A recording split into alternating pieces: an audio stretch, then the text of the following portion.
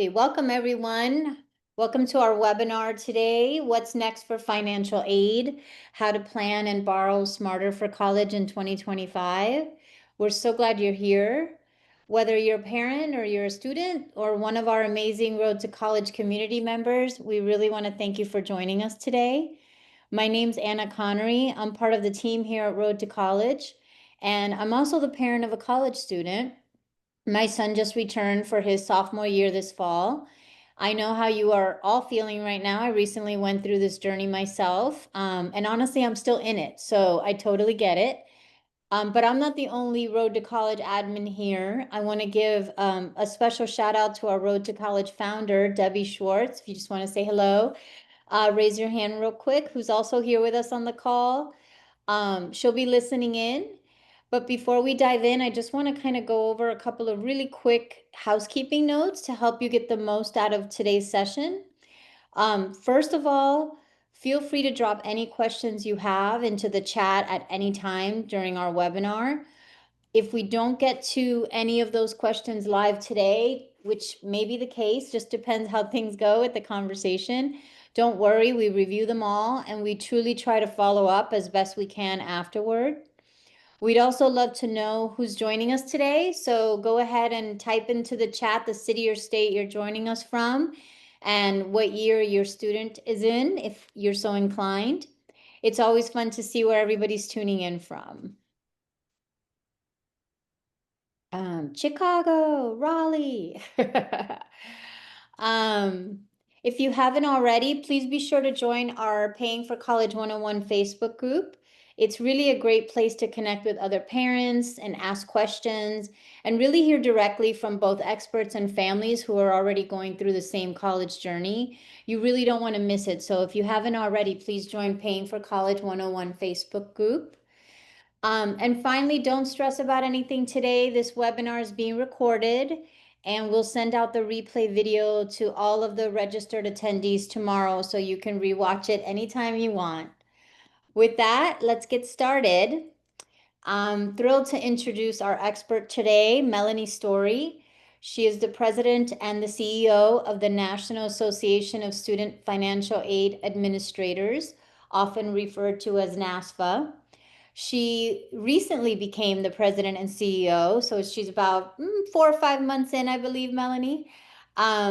She brings decades of experience in higher education policy, as well as financial aid operations and leadership, most recently serving as Director of Policy Implementation and Oversight at Federal Student Aid. So you've heard of FAFSA? She's from the home base, if you will. She helped implement the FAFSA Simplification Act, the Future Act, and federal student loan debt relief while regularly engaging with admin officials, Congress, and higher education leaders. Welcome, Melanie, and thank you so much for being here. Hey, good afternoon, good morning to some. I see folks joining us from all over. It's super exciting to see you all. Welcome, excited to be here talking with you all today. I'm coming to you from Washington, D.C.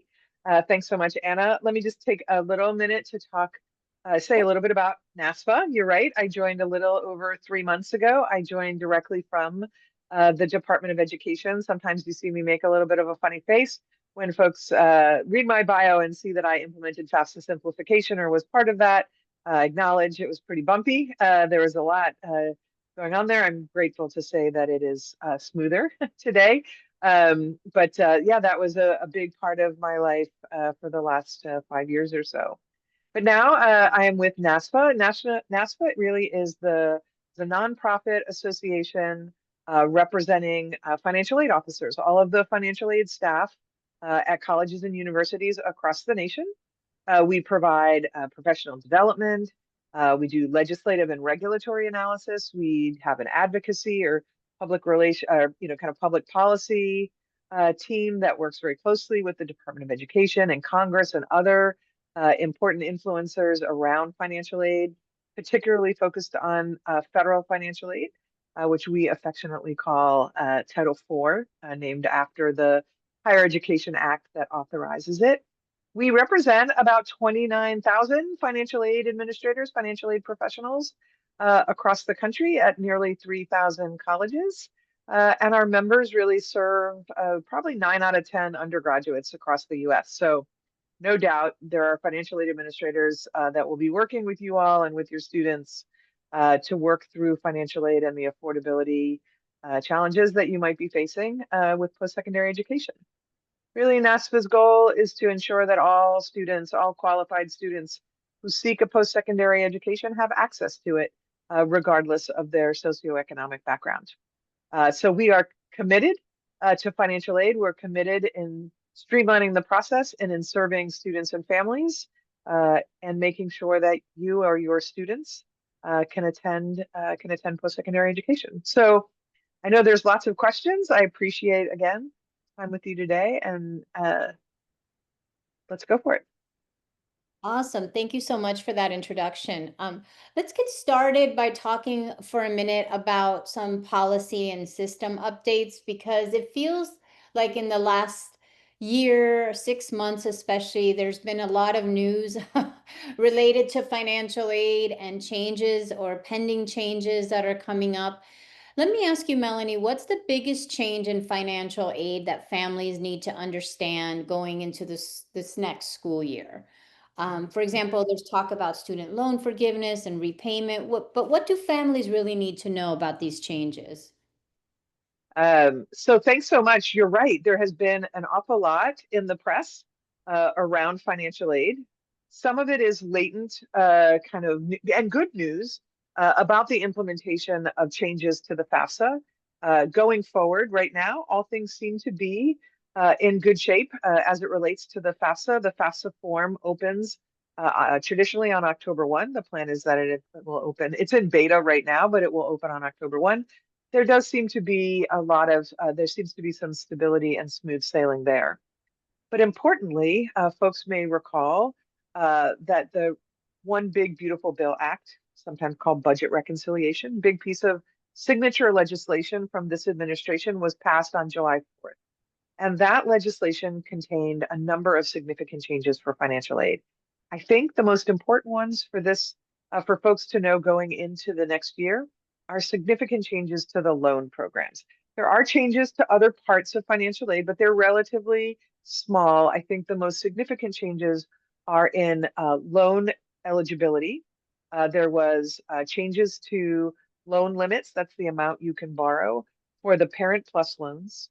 There is an elimination of a loan program for graduate students. But importantly, there are important changes coming to the repayment programs. So currently, there are about 7 different repayment programs for federal student loans. It's very confusing. It is a mix of things that have developed over time. And this administration sought, as did the last administration, it's long been a priority for many of us who do this work, to streamline those repayment options. That was included in the One Big Beautiful Bill Act. We'll now have 2 repayment programs going forward. One will be kind of a standard repayment, which many of us are familiar with, and then one will be an income-based or an income contingent repayment program. The difficult part of where we are right now is that while we know what is in the law, the devil is always in the details, and we don't know the details yet. There are, for those of you who have students in college right now, there are grandfathering rules that will allow you to continue to borrow under the old rules. There's some details around that that aren't yet determined. There's a process by which the Department of Education will be working through those. But the things I would be tracking are the implementation dates and when some of these changes around borrowing and repayment will take place. How do you think, Melanie, that these colleges will respond to these recent changes in the federal financial aid policies? So, for example, you mentioned the cap on Parent Plus loans, the new gainful employment regulations, and things like that. What should parents be watching for as colleges adapt? Do you think that costs will be affected? Will financial aid packages shrink? Will programs have to be prioritized or cut? If you could just briefly explain what you think colleges will do and what parents should be watching for. Sure, these are really active, hot conversations with my membership right now. Each college and university, now that the law has passed, has to do an internal assessment of what choices they have, what decisions they can make as it relates to their financial aid offerings. So things that I know that they are considering. One will be a hard look at their institutional aid budgets. That tends to be institutional aid is largely available at private colleges. That's not to say that some public colleges don't have it, but it tends to lean towards the private colleges. So they will be looking hard at their institutional aid budgets to see how much additional aid they might be able to provide to students to fill gaps. We'll also see, I think, uh, movement by the colleges and universities to engage with other lenders to potentially fill the gap, particularly as it relates to Parent Plus. So that would be private lending. Of course, private lending doesn't have all of the terms and conditions and some of the safeguards of federal lending, but colleges and universities can work with lenders to negotiate the best terms and conditions possible for their students, and to provide, access to a variety of private loan vehicles. So I think you'll see some of that. And then I think, realistically, all colleges and universities are looking hard at their tuition and fees and their costs. And I Mhm. think you made kind of reference. I didn't say much about some of the accountability metrics that are also becoming part of the oversight of colleges and universities. Some colleges and universities may make hard choices to stop offering certain programs if they do Right. not feel that they can fund students at an appropriate level, for which the graduates of those programs will make meaningful salaries afterwards. So I think you might see some contraction of Mhm. programs. That will take a little time. I think you'll see a real investigation of aid available from the campus, and I think you'll see some support for other access to other potential lending products. Great. For parents who are and families who are still shopping for colleges, so their student maybe isn't going to be going to college until next year and beyond, it's important to know these things so that if you're touring the college or checking it out in some way, you can ask these questions. But at the same time, from what you're saying, it sounds like so much is in flux that we're just going to have to see how things shake out. But it is important to know that, things are changing and you may have more questions than usual for your school financial aid office. Let's talk a little bit about affordability and what to consider because from our point of view at Road to College, one of the things that we see every year when award letters come out is families writing in our Facebook group how disappointed they are that they didn't get enough money and now they have to tell their child that they can't go to this dream school that they've been really excited to attend. And it seems like people put all their eggs in one basket, hoping that basket's going to be overflowing with goodies when the time comes, and that doesn't always happen. So it's important to talk about affordability, I believe, as early as possible. And I'm wondering, Melanie, how can families determine how much they should borrow? Like, what are some signs that a college might not be a good financial fit? Are there questions that they should be asking financial aid or things they should be thinking about during the search process? Yeah, so let's back up just a little bit and talk about some various components of affordability, and then I can talk about sort of some of the questions you should be asking schools, but also probably a little self-reflection, I think, on that too. When we talk about fit, academic, social, and financial fit, right? It's the magic big three. That's really what you want. There's thousands of colleges and universities out there, and I promise you there's several that will hit all three. Um, but when you talk about affordability, there's a couple of things. First, I like to think about affordability and the ability to pay to college for college kind of in three buckets, right? So you sort of have past, current, and future, right? Right, So past income is savings. If you have been able to save in any way, whether it's in a college 529 or in other vehicles, that is the money that you have saved, hopefully a little bit over the last 17 or 18 years as you're preparing your student to go to college. Current is what you might be able to pay monthly out of your current operating expenses. Lots of colleges and universities offer payment plans, so that you don't have that one big bill. You kind of pay it over the course right, of the semester. And then future, of course, is borrowing. right? So you're borrowing against future earnings. So you sort of have these three sources of funds in terms of your own contributions. And then, as I know you talk a lot about, there's lots of other, there's loans, there's grants, there's scholarships, there's Yep. work And we're going to study, get to all those. and we'll get to all of those, right? But so there's lots of different pieces to come together around that. But I think one of the most important things to think about, so you know what your savings are, you know what your current income is. What you're trying to figure out in borrowing is like, what is a reasonable amount of borrowing?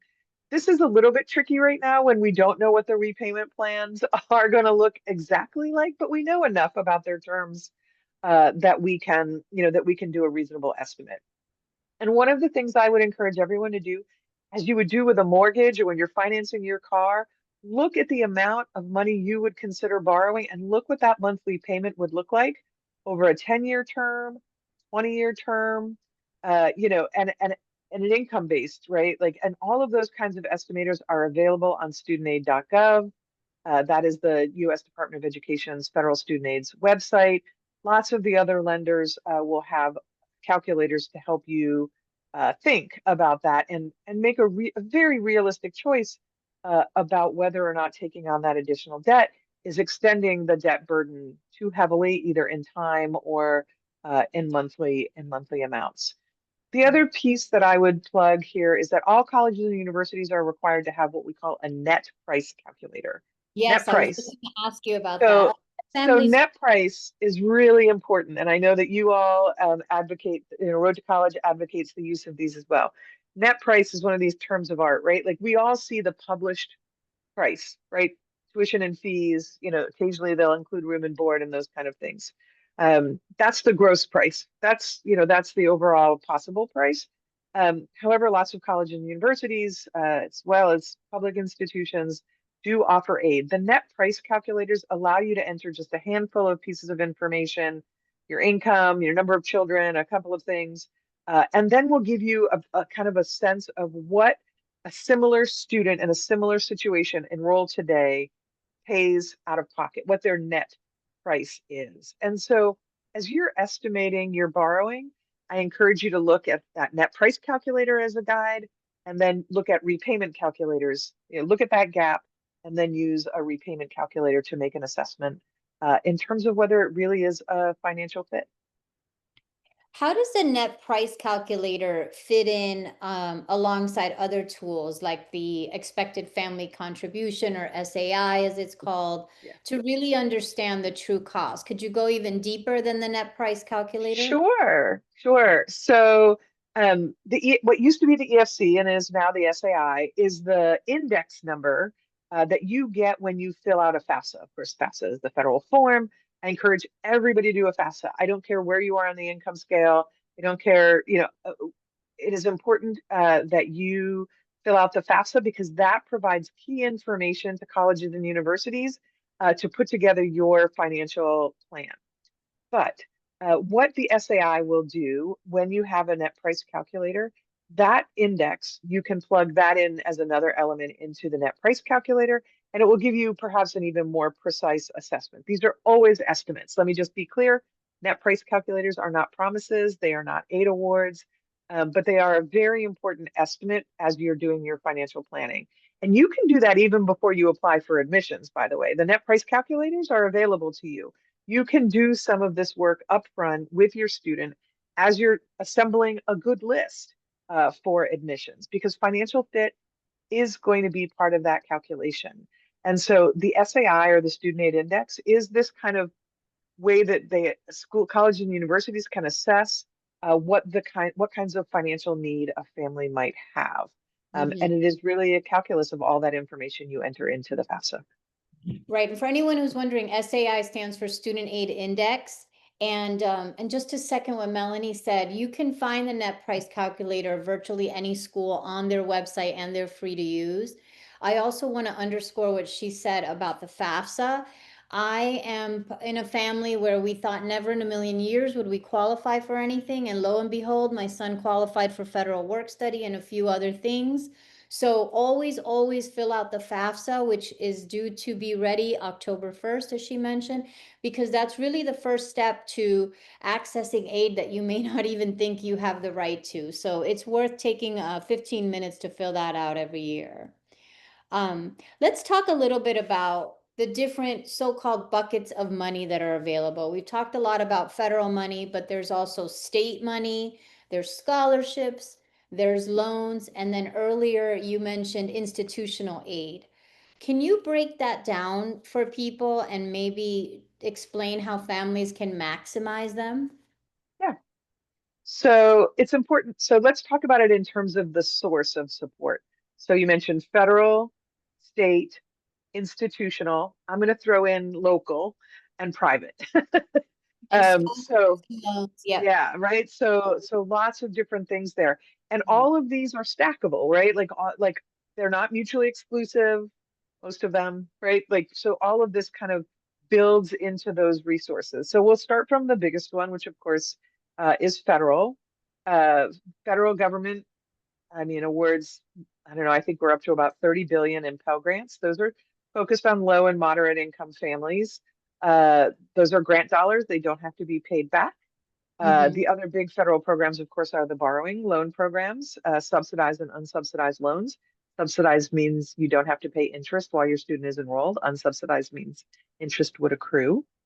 You mentioned federal work study. Federal work study is a partnership between the federal government and the institution to pay wages to a student who will work on campus. And then there's some additional smaller federal aid programs, supplemental educational grants, some other small loan programs. There's a few other pieces in there that certain campuses participate in and that may have aid available to you. State programs have similar kinds of offerings. You will see both loan programs and grant programs coming from every state in the nation. They usually build off of the FAFSA. There may be one or two additional questions that your state may ask, a supplementary form through. But what happens is when you fill out these forms, this data comes through, it goes to the school. They can pull in all this information in the award letters for you. So you have state options there. We talked about institutional aid. Most schools have some amount of institutional aid. It can vary very broadly by institutions, right? So institutions that sometimes have very high price tags also have very generous institutional aid programs. So I encourage you to, again, build a diverse list because sometimes the price tag can be deceiving if the aid is available at the institution. But this is dollars provided by the institution to offset your costs. It's called institutional aid. It can be in the form of just a straight grant. Sometimes it can also have a work study component or work component. And there are some institutions who have institutional loan programs with strong terms and conditions. So that's the institutional source. When we talk about private, those are scholarships. And I talk about local because sometimes those kind of cross over. You will find, particularly those of you with high school seniors, lots of small local scholarships. And I know it may not feel really productive. It's like a $500 book scholarship or $1,000 travel, whatever it might be. But I assure you, that $1,000, 500 add up to real money and can really help offset your costs. And then, of course, there's kind of some large, big national scholarship agencies, lots of resources about how to apply for those. Those are private funds that would go directly to the institution to offset your course, yeah, your costs, your prices. So we talk about 3 phases in time and five sources, and then lots of other kinds of pieces to work together here and the types of aid that might be available. So I know it sounds very complicated. I haven't even kind of addressed sort of there are employer benefits, right? Sometimes your employer may have college offsets. There are tax credits for some things. I tend to talk about tax credits differently because they come after the fact. And most of the time we're talking about what funds you need available to pay proactively. But there are ways, there are a number of tax credits that where you may also be able to recoup some of your costs. Do you think that there's some misconceptions about scholarships in particular? Like I find that a lot of parents whose students are great students, they're in the top 10% of their class, they sort of assume that scholarship, they're going to get a full ride somewhere, scholarships will get them through. And that really varies so much. And it depends on the schools and different programs that are available. Some schools have automatic merit scholarships, others don't. But I find that there's a lot of chatter about scholarships where some people have kind of a misconception about how much money they actually can get through them, especially as you mentioned, some of the smaller local scholarships, they're not going to offer quite as much money. Every little bit counts, but it's not going to kind of pay the full ride. Do you feel like it's important to make a note about just being realistic about when it comes to scholarships? Yes, yes. I mean, I think it's important. This is where communities like this and communities like your Facebook group are really helpful, because I think, you can learn from those who are maybe a year or two ahead of you. But I do think there are a lot of misconceptions around scholarships. To be perfectly honest, a full ride scholarship, it's not rare, but it's not as common as you would think. Even Yeah. athletics, right? Folks want to talk about D1 athletics, and oftentimes those are not full rides, right? Like there is a wide variety. A full ride scholarship um is not should not be expected, right? Mhm. Is not a common occurrence. Um, Oftentimes, you will hear colleges and universities talk about covering full costs. May mean tuition and fees, which is Right. And only a that's significant portion. But right. remember, you have room and board, and you have living expenses, transportation, books, all of those other things. So a full ride on tuition is not a full ride, Right. and so I think there are misconceptions. I think it leads to a lot of mistrust, understandably. We sometimes use opaque language. We aren't always clear. NASPA has a big project trying to encourage schools to be more transparent about these things. Um, but I do think, and I do caution everyone, even if you haven't saved, if that first bucket of money isn't available to you, be realistic about what your current expenses are and what your future tolerance for debt might be, because it isn't common that you will see every expense covered, even with all of those sources and various types of programs. Let's talk again a little bit about the FAFSA that we mentioned earlier, because I think a lot of people, that's usually the first step. That's usually the very first step that somebody takes towards financial aid. But a lot of people don't realize until they do it that it's looking at income from a couple of years ago.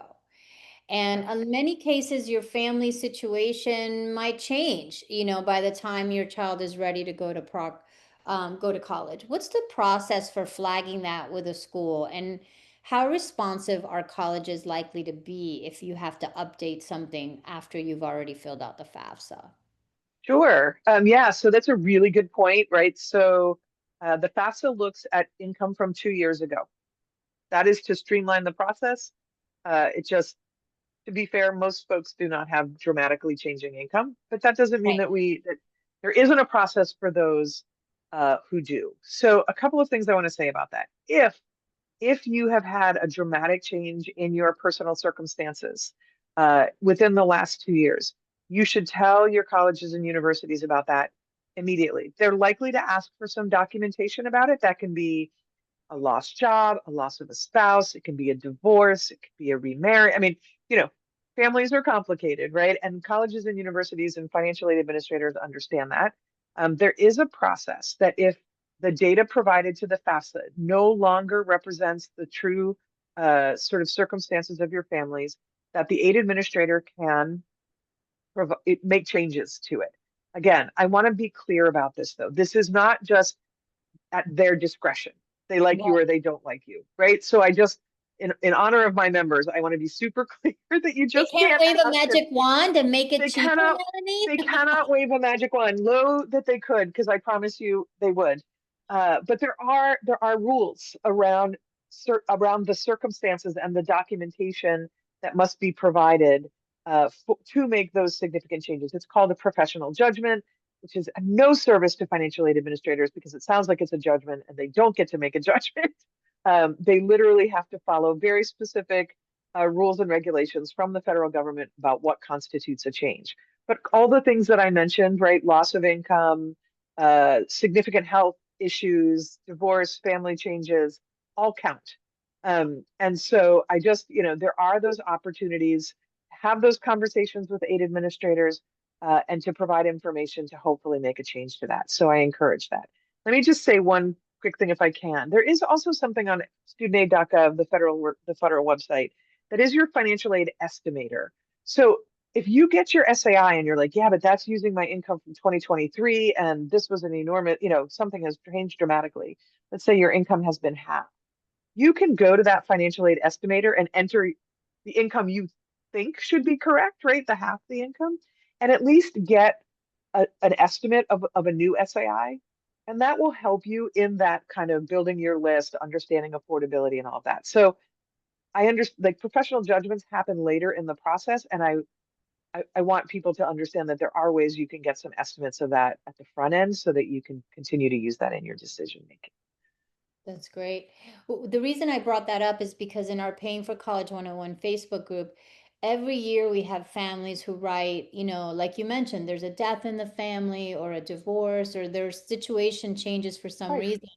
And it Yep. makes an enormous difference on their ability to pay for college. And to be frank, most of them write on our Facebook page because they think they have no options. And they're almost shocked to learn this, that you can actually go back and provide documentation that proves that your situation has changed. So I appreciate you saying that and explaining how that works. Um, Absolutely. Let's talk a second about public versus private colleges. What are some of the biggest misconceptions about cost? Because when I bring this up with friends, they often don't believe me. And what should parents know about how financial aid may offset the sticker price? Because in some schools it can be pretty dramatic, and in others it isn't. So if you could just talk a little bit about the biggest misconceptions about cost when it comes to public versus private schools, that would be great. Yeah. So just like, because when we talk about public and private, maybe it's obvious to everyone, but what does it mean to be a private institution? What does it mean to be a public institution? Right. To be a public institution, a community college or a public four-year institution means that you receive support via appropriations from your state. Your state subsidizes the cost of providing higher education. A private institution does not generally receive any additional funding from the state. They can be a private not-for-profit, which means that they turn any revenue they have around into investment into the institutions, or they can be a for-profit institution, which often then have shareholders and are driven a little bit more uh, to bring a return or profit to those members. So that and when you're doing your search, whatever tools you're using to identify colleges, they will almost always tell you if they are public, private, private for-profit, or private not-for-profit. That isn't meaningful in terms of what you learn or the quality of the education. But what it is meaningful is where they might be able to invest additional funds. Because the states provide a lot of appropriations to public institutions, they do not always have a lot of additional institutional funds to award institutional aid. Right. They may have donor generated funds, right? Particularly at the flagships. Think about the primary institutions of a state. They may be more likely to have some institutional aid because they have alumni and others who have given donations that generate funds that they can turn back to students and institutional aid. But because they do receive state appropriations, public institutions tend to have a lower published price. So, Hmm. say a $10,000 or $15,000 published tuition and fees. Great. Um, Private institutions tend to have higher published prices, as some of them Which scares household people off sometimes, household names that we could all list in the chat. Um, are now charging upwards of $75,000, $80,000 in tuition and fees. Now, there are many private institutions that are at the 20,000, there's again huge range. But what you will see at those institutions with the particularly high price tags is that they also have significant funds available to offset those tuition and fees uh, with institutional aid. So I just encourage people to build a diverse list. Don't make assumptions about a public college or a public college is more affordable or a private college is more expensive. Because a public college with a $15,000 price tag and a private college in the same town with a $40,000 price tag, but gives you $30,000 in institutional aid, which one is more affordable? Exactly. Now you'll notice that I'm only talking about tuition and fees here. Of course, room and board, living expenses is another big piece of this. Both public and private institutions have those, right? So I think that tends to be a more level playing field. You don't see a significant difference in room and board at public institutions versus private institutions. The cost of food in dorms is or apartments is roughly the same. It can vary. I mean, it will vary, but you'll see more parity there. Uh, Institutional aid can cover living expenses, so I just that's important. But I do think it's sometimes we look at the sticker price, the published price, and we make assumptions based on that without looking one step deeper, which is what is the aid or the discounts that might be available to you at those institutions. So that's why I always encourage folks to do your research, build a diverse list, look at those net price calculators. They all have to have them, so you'll see some of the differences in the public and private institutions. One good question, though, particularly if you're at a private institution who's offering institutional aid, is that institutional aid guaranteed for 4 years? How is it reassessed every year? And that is a fair question at public institutions too.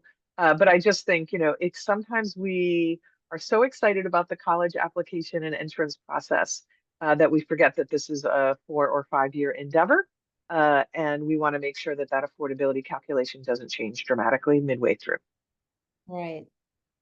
How do colleges use financial aid to compete for students? Like, what role does that play? Yeah, so lots of, there's been a lot said about it's called enrollment management, is a lot of there's a lot of chatter around that. And this is like colleges and universities are in a competitive marketplace, right? Like it's interesting because we think, students are aspiring to go to college. Right, Remember, right, colleges and universities are aspiring to build a good class. right. So there really is a competition and sort of in both directions. And so colleges and universities can use their financial aid budgets to lean into particular things that they may be prioritizing. So, for example, you may have designs to build a new engineering school, or the state would like to fund a new engineering school at a particular campus. You may then be more open to admitting engineers, right? And so what does that mean from a financial aid perspective? You might offer bigger aid packages to engineers. The example that everyone likes to use is that every college and university that has an orchestra, you always need every member of the orchestra. Right? You can't have an orchestra without strings. Right. And so you might see that someone who is very talented in strings and expresses an interest in playing in the orchestra may have an advantage. Now, you have no way of knowing if your institution needs strings or not. So it's not something that you can sort of target. But that's why it's important to tell the full story of your student, because oddly enough, they may have something that the college is really interested in having. You can't have a quartet with three. So colleges and universities are recruiting to have a diverse community in all definitions of the word diverse, and so they can and do use their financial aid budgets to make sure that they are building a class of energy and that can learn from each other, right? Like there are universities, no doubt, that could build a class with nothing but 4.0 or higher students, but that isn't going to create the learning environment that is best, right, for all of those students. And so colleges and universities are working really hard to build communities each year of a class that will grow and learn together in the most broadest definition of diversity. Hmm. And I know it might seem far off for a lot of parents and students that may be joining us today, but it is possible to appeal whatever financial aid offer you are given. I think a lot of people don't realize that that's possible. You at the around springtime or so, you get your piece of paper with your award letter and you think this is finite, but it is possible to appeal financial aid. Again, especially if a situation in your life has changed, as we talked about earlier. But could you just briefly explain a little bit about how that process works? Yeah, but this is of course a tricky space for my membership, right? Because financial aid administrators working at different colleges and universities, um, you know, I don't encourage you to pit institutions against each other. I don't think that is the wisest circumstance. But broadly, can you appeal if you think that the award that you received does not accurately reflect your ability to pay? Yes, of course. Particularly, as you said, if there are circumstances that have impacted the data that they are using to assess affordability. So let me make one, let me give a different example. In years prior, the FAFSA used to have an offset if you had more than one in college. That is no Right. longer the case. They have changed the calculation. Now, they changed the calculation in a way that accommodates family size broadly, not just those who have students in college. But if you do have more than one in college, that is a different kind of financial pressure than just your overall family size.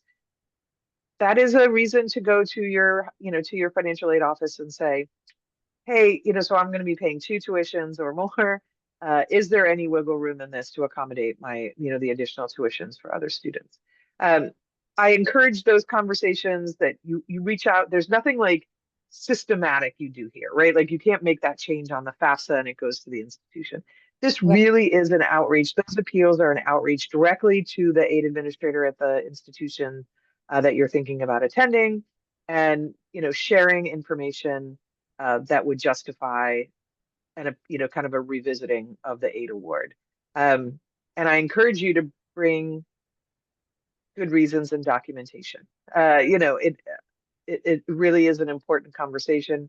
The aid administrators want to hear you, but remember that they are also operating within policies and procedures that are dictated to them too, so they don't always have the flexibility to make changes. For anyone who is interested in learning more about how financial aid appeals work, you can go to roadtocollege.com and search for financial aid appeals. We have lots of content on this topic and really every topic that we've talked about today. So feel free to go on there and do your searching away for everything that you're curious about. We're doing great on time. I'm going to ask you one more question, and then Debbie, if you want to queue up a couple questions maybe that have come in because we've got the time, that would be great. But for now, Melanie, if you could give families just one piece of advice to feel more confident about the financial aid process, what would it be? So to feel more confident, that's a good question. I think, so first of all, be part of communities like Road to College. Again, these are great resources. And it does, when it feels really opaque and confusing, it always helps to be able to talk with people who have been through the experience. But I think my biggest piece of advice is to not lose hope, right? Like this really, I said this, I also have a son who just completed college. This is my life's work. I talked to all of the parents, of his friends, but I was like, I know it seems like it never works out, but I promise you it does, right? Like, it's to not lose faith, but please make sure that you're doing all of the things and do them as early as possible. That's the other thing. So the FAFSA becomes available on October 1. I encourage you to do it as early as possible. The reason we use 2 years ago data is so that we don't have to wait till you filed your taxes anymore. We can do it right now.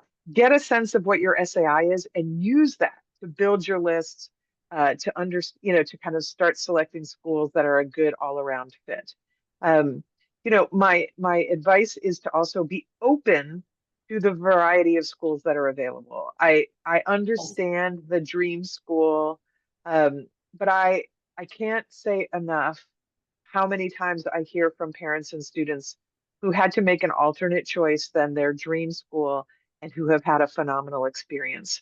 I think nothing can be more frustrating for parents and for a family than to be locked into that, because then you're you're trying to make something work that just may not be the full fit that it needs to be. And I think that that can be really challenging. So I encourage you to look at a diversity of schools and be open to a diversity of experiences at various colleges and universities. There really is a tremendous amount of opportunity out there at every price point, at every experience, at every time and distance from home. And so um, that generally is, kind of I'm like, do it early and be really open-minded. There's a lot of really great opportunities out there. Yep. And just to reiterate that October 1st deadline, because I did see a couple of comments come through, that's for everybody. It's not a deadline. That is when the FAFSA opens. That Right. means that is when it's available. It doesn't become available for us to fill out until October 1st. And as recently as last year, that got pushed to December. So we'll see what We're happens. back on schedule. They're back We're on back on schedule. schedule, but right now it's October 1st, and that's when it opens. So it's not a deadline per se. And it is for everyone. It's not just for freshmen or seniors or juniors. It is for everyone. So starting October 1st, you're able to log on to the FAFSA website, fill out everything, and wait and see what your student aid index is and what you might be eligible for. Let's get to at least a couple questions because Yeah, we've let's do it. few minutes before the end of the hour. Debbie, do you want to pull some out? There was a question, Melanie, and we completely agree the net price calculators are really important, but they can be a little frustrating because at some schools they don't always feel accurate. So, is there any way, of kind of like getting a sense, of how accurate a net price calculator is? Meaning, again, to your point, it's not going to give you an exact number that you can rely on, but sometimes it looks like it's using data from like several years ago. And then the second part of the question somebody asked was, I might do the net price calculator, but then I realize I'm not going to get any aid. Why do I still need to fill out FAFSA? So those are two great questions. Yeah. The first one is, generally the net price calculators are going to offer you a range, right? Like, so, given what you enter, aid awards will be between A and B. They do sometimes have a data lag, right? So I think, I think it's a guide. I think it's important to know it as an estimate. If you're concerned about the accuracy, then I would, you know, consider the lower end, right? Like as, kind of your decision point if you think that if you think that there is an issue there. But they are, in theory, expected to update them every year. That is a question that if you feel like the net price calculator isn't operating properly, you could ask a college or university to see if there's something else they would recommend in terms of doing that that estimation. What was the second question on net price calculator? I got so caught up in. If I've done the net price calculator and I Oh realize, yeah, FAFSA. Oh my gosh, yeah. always do FAFSA. Oh, Yeah, I know that sounds and let me just say, like, despite the problems of 2 years ago, like it really is fast now. You don't even have to enter your income information, right? The Department of Education pulls it right from the IRS. It really is a much more seamless process than it ever was. But why should you do it? Because exactly what I said. Aid is merit aid and other institutional aid is out there for all kinds of things, right? Some of it is income based, some of it is not. But almost every institution that awards institutional aid requires a FAFSA as a component of awarding that institutional aid, regardless of whether it's income related or not. The FAFSA is, kind of it's like your admissions application and your FAFSA. They're like two pieces that have to go together. And so the net price calculator gives you some estimates based on your income profile. But FAFSA really is just starts to open the door to everything, regardless of income driven aid, but also other merit based aid. So the FAFSA is really just an important primary document to get in to your institutions. Maybe you can address, particularly for families that this is all new to. And hearing and seeing this a lot more. People are saying, I see ads all the time for companies wanting to help fill out my FAFSA or figure out, how I'm going to get more aid, and they're going to charge me money. What's your comment on that? Please don't pay money to get money. Please don't. The FAFSA is the free federal form. The government used to charge for the FAFSA. That was in the olden days, like when I went to college. But it is a free process. If you have, there are resources out there. Every college and university, every town has college financial aid nights. Your high schools have college financial aid nights.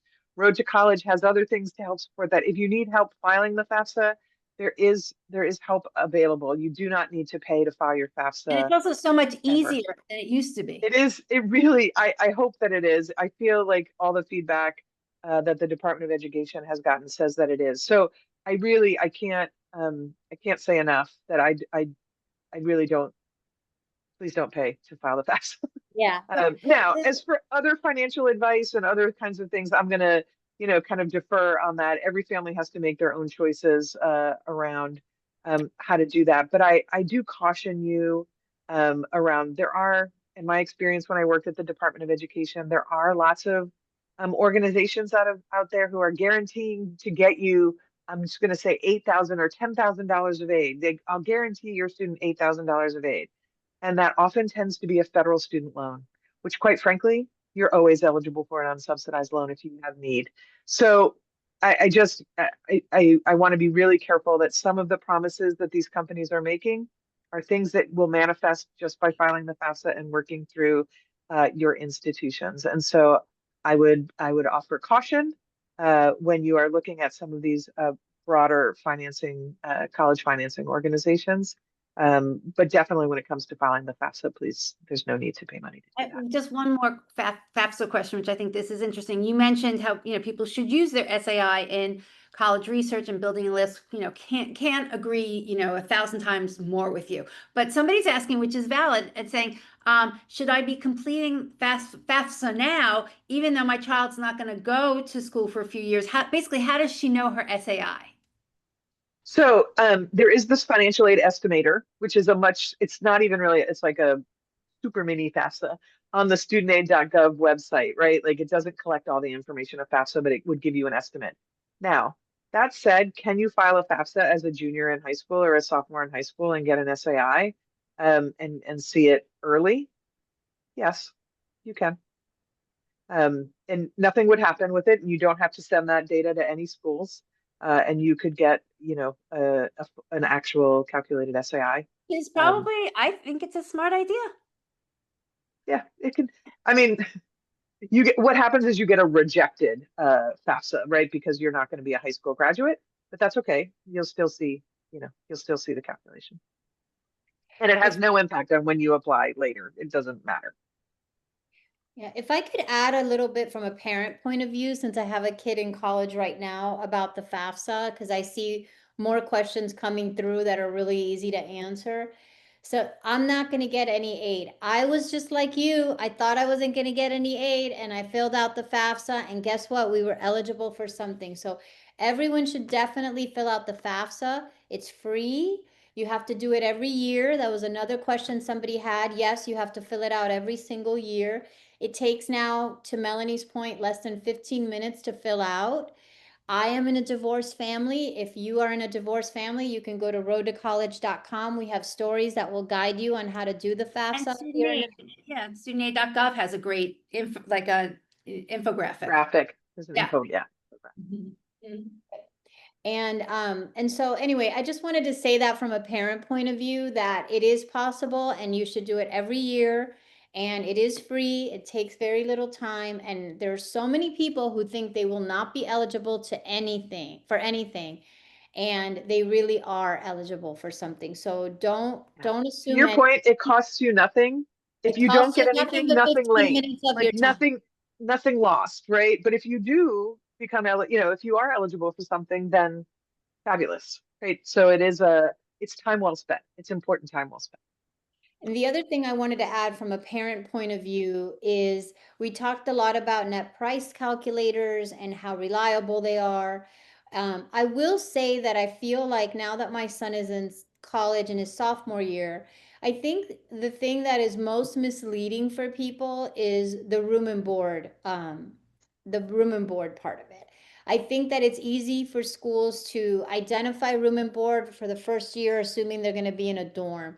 But after that, it's really like playing Russian roulette. There are college apartments in certain college towns that cost a fortune and some that are really not so much money. And I think it's a shocker for people when they send a student to a school assuming that room and board will be the same for all 4 years, and it often isn't. And so it's important to do your research. And I think the best way to do that is to join a Facebook group, whether it's ours or any group. I belong to several groups related to my son's school. There are some groups related to my son's school where it's just parents talking about finances, financial related things.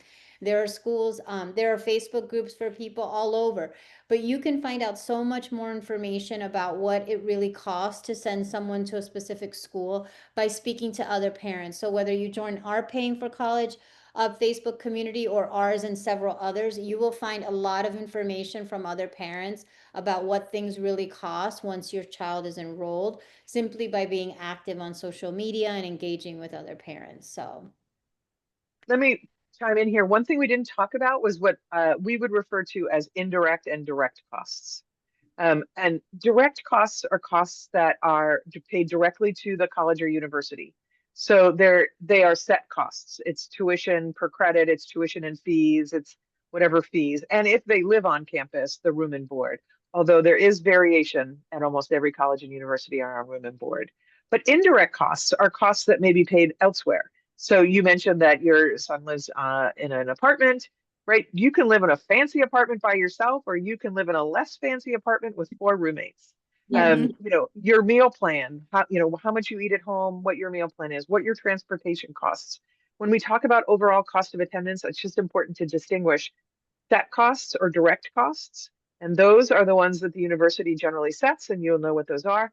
But there is a lot of movement that you have influence and control over in those indirect costs in terms of where they live, how they live, like I said, transportation, travel, all of those kinds of things. So that is another really big component of affordability and a conversation to have with your student, right? It might be better to live further off campus with 3 roommates. That might make the dream college closer to reality than an on-campus single. So important distinctions there for direct and indirect. How about just a quick question? We didn't address this, and I don't think we need to kind of go into all the details about international students, but there's probably more students, US students, who are considering schools abroad. Does financial aid, can that be used for any international schools that a US student is going to? Well, that's a good question. It's in very limited. So some loan programs are transferable to international schools. It's also this is one of those it depends questions. If you are actually enrolled in a U.S. institution but studying abroad, then generally you're eligible for federal aid. But many of the international schools are not eligible for federal aid. Students cannot carry their federal aid there. So that is an important conversation directly with the institution abroad that you might be attending. But if your student is enrolled in a US institution and participates in that school's study abroad programs, then the chances are very high that you can use financial Then aid. they 100% are eligible, right? So, and it doesn't even have to be a formal study abroad. Sometimes it's just a partnership that they build. But again, the student is primarily enrolled in a US institution in order, because that US institution is authorized to accept and disperse federal aid. And just to confirm, somebody asked, and with all the changes in the bill that was passed in July, are there any changes to the formula of FAFSA? Yeah, so a couple smaller ones. One is about foreign income assets. So that will have very limited applicability for it's like 0.1% of applicants. There were some asset changes related to farms and small businesses, and oddly enough, fisheries. But it is a change in the assessment of assets for those families who have small businesses or small farms. But really the changes were fairly minimal to the formula there. Wonderful. Thank you so much. We're going to try to get, we collected all the questions and we'll try our best to respond to them in various ways after today. As we mentioned earlier, this entire recording we will be sharing across our social media channels and to everyone who registered after the fact, so you can rewatch it as much as you like. I also want to once again mention that there is so much content. Every single topic that we discussed today is on the Road to College website in some capacity. In many instances, we have multiple stories on different topics from different points of view. So please feel free to go to roadtocollege.com, use the search bar, and see if there's something there that could answer your question quickly as well. And if you haven't already, join our Paying for College 101 Facebook group. Melanie, thank you so much. I hope you'll join us again. You are a wealth of knowledge, and we're so lucky to have you. We really appreciate it. And we appreciate everyone who joined us today, taking time out of their busy day. Please let us know how we did, and we appreciate you being here. So have a great day, Thank everybody. you so much, Melanie. It was so nice that you were accessible to us and to all the parents that joined today. And, it's just nice to always, hear from people in your level, involvement, and expertise. It really helps a lot. Well, I was thrilled to be here. Happy to join you again whenever you like. Thanks so much. Thank you. Thank you. Bye-bye. Take care.